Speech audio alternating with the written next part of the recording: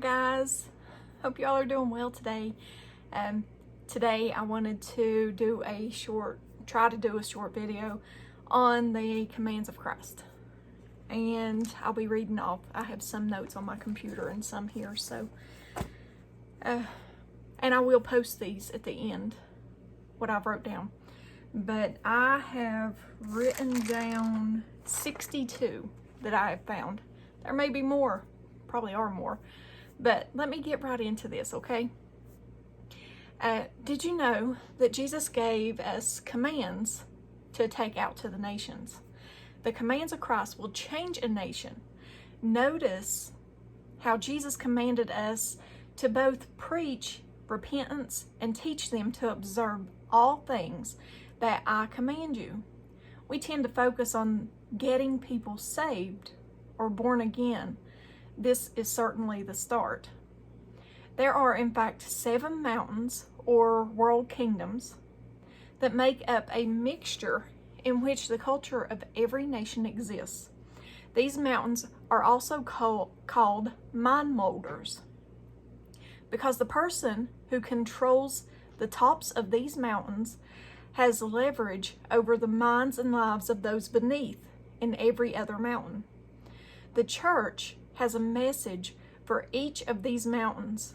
We need to both demonstrate the power of God and recover our confidence in this particular life-changing dynamic that is unleashed when society is built on non-optical, universal life principles.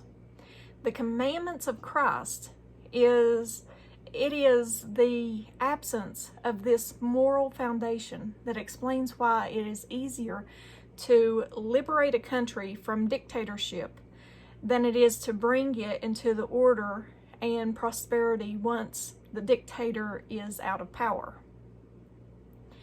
Modern man, with his intolerance of the gospel, does not realize that the lesson of Albania, Afghanistan, and Iraq spelled clearly that nations do not prosper simply because you pour in money after changing a regimen. Americans' prosperity is not entirely based, it's not entirely because of its system of governments and economics. It is built on a Judeo-Christian system of ethics and morality.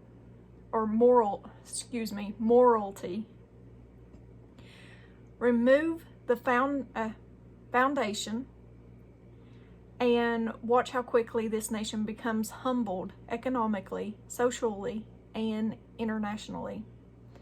This was the clear warning of several founding fathers. You cannot build a skyscraper, let alone a nation, without a foundation. In fact, the greater the structure, the deeper the foundation must be. The commands of Christ are more relevant today than ever before in the history of church. No matter what nation you look at, Jesus' teaching will bless any economy, strengthen families, and restore integrity to governments, efficiency in public service, and blessing to the thirsting souls of mankind. It will cleanse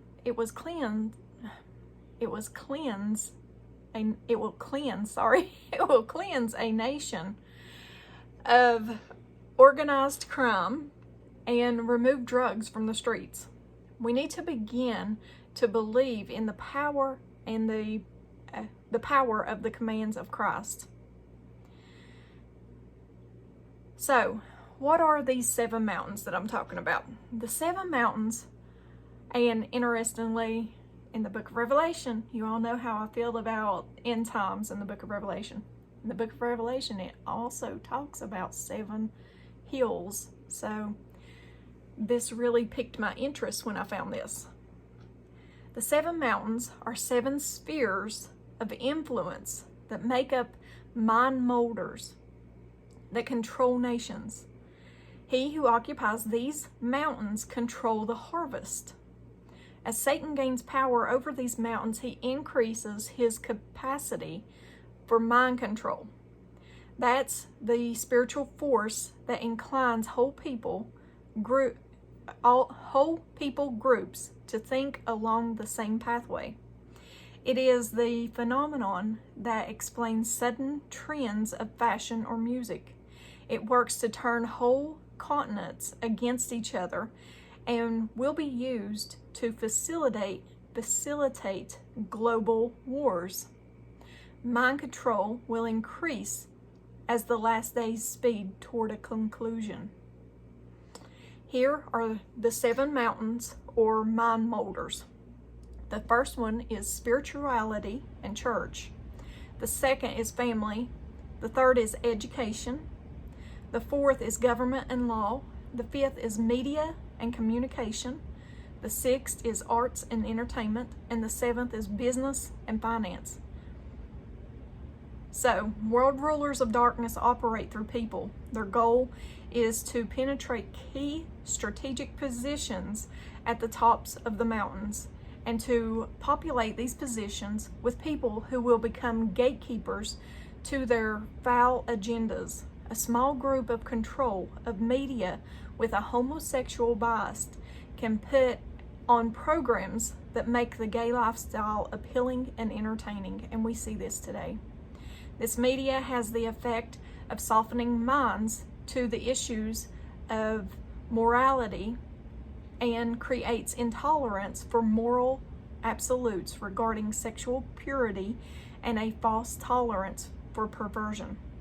Mind molders work together in order to accomplish the strategies of the devil. This year alone, the family mountain, has come under absolute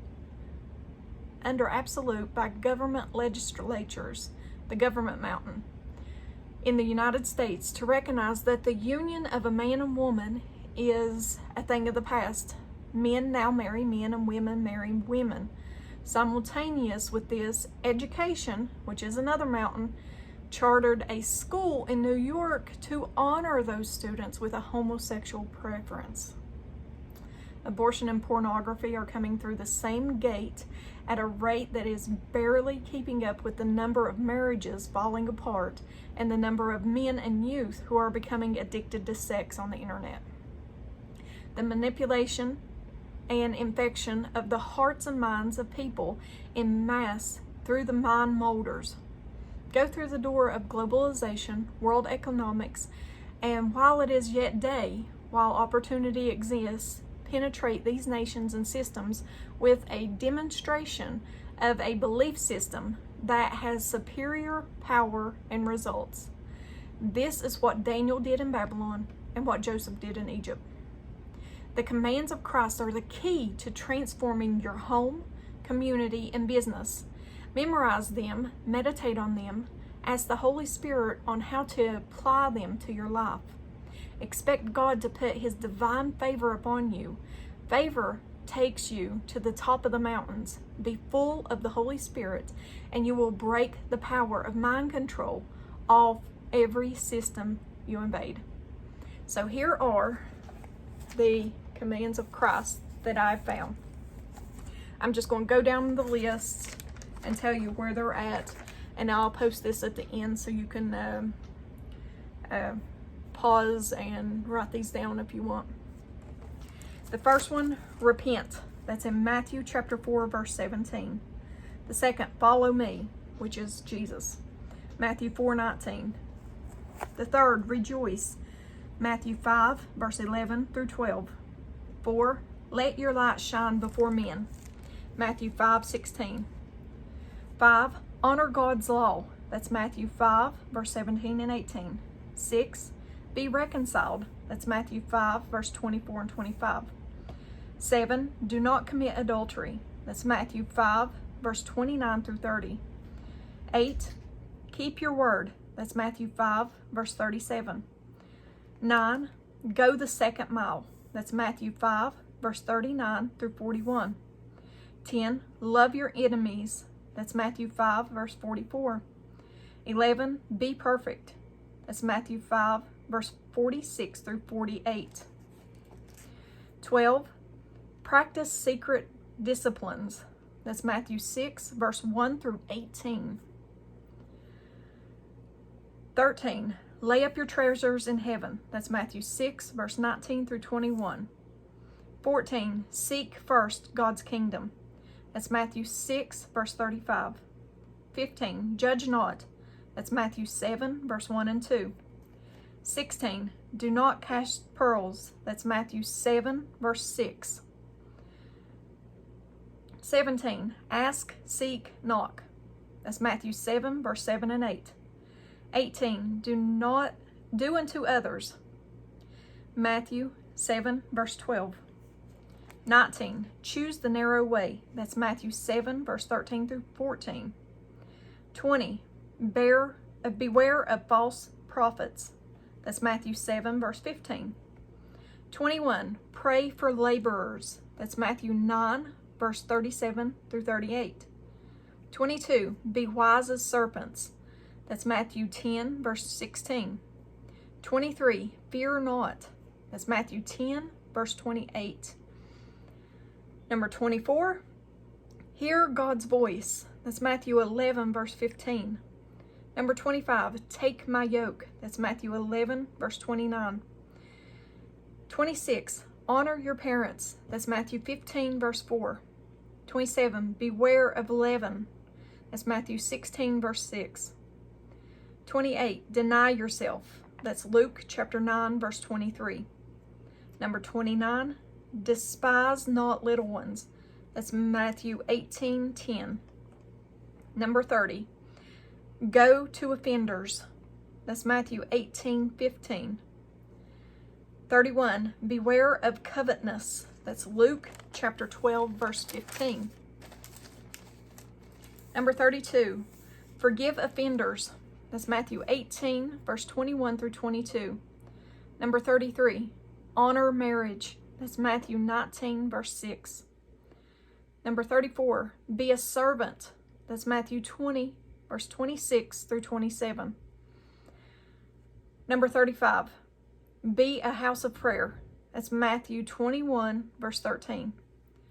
36, ask in faith. That's Matthew 21, verse 21 and 22.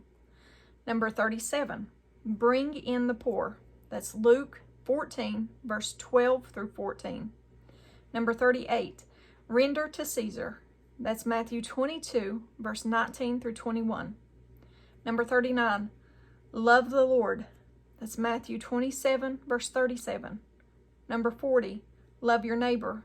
That's Matthew 22, verse 39. Number 41, await my return.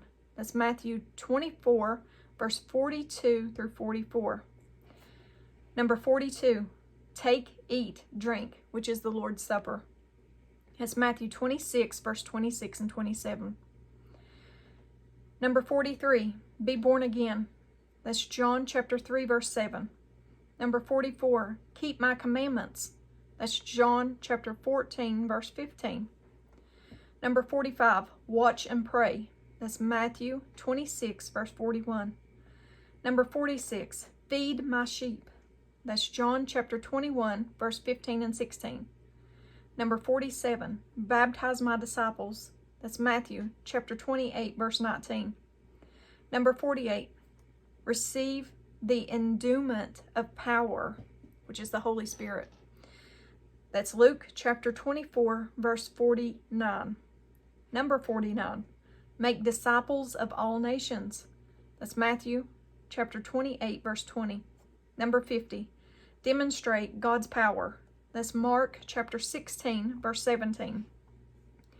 Number 51, labor not to be rich. That's 1 Timothy chapter 6, verse 8. 52, overcome evil with good. That's Romans chapter 12, verse 17. 53, grudge not, judge not, complain not, condemn not. That's James chapter 5, verse 9.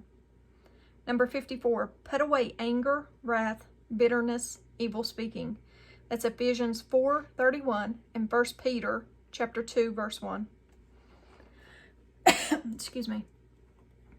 Number 55, be not conformed to this world. Love not the world. And that's my favorite verse, Romans 12:2. Number 56, in everything give thanks to God. That's Ephesians chapter 5, verse 20, and Proverbs chapter 3, verse 6. Number 57, take Christ as an example and follow his steps. That's 1 Peter chapter 2, verse 21. Number 58, let Christ dwell in your heart by faith. That's Ephesians chapter 3, verse 17. Number 59, be gentle, meek, kind-hearted, forgiving. That's 2 Timothy chapter 2, verse 24, and Titus chapter 2, verse 2. Number 60, whatsoever you do, do it heartily to God, not man. That's Colossians chapter 3, verse 23. 61, speak evil of no man. That's Titus chapter 3, verse 2. And 62, be holy in all manner of conversation. That's 1 Peter chapter 1, verse 15 and 16, and Ephesians chapter 4, verse 29. And that's the ones that I have found so far. So this is just a short video and kind of explains why the commands of Christ are so important. And I hope you all, I hope I said it so that you all could understand it. And please look at these at the end and check them out, write them down, study them, memorize them. And because the commands of Christ, I mean, they're from Christ, guys. We should be doing these things. I know I've heard YouTubers say that you don't have to do any of this stuff. But if it's a command of Christ, then shouldn't we be doing it? Especially the one of following him. I mean, he's our example, guys. The Bible is our roadmap. Jesus is our example on how we should be living. So, but I love you guys, and that's all I have. As always, give me a thumbs up or a thumbs down. Like, share, and subscribe. Join me on the Disciple server. And if I don't see you in the next video, I hope to see you in heaven. Bye, guys.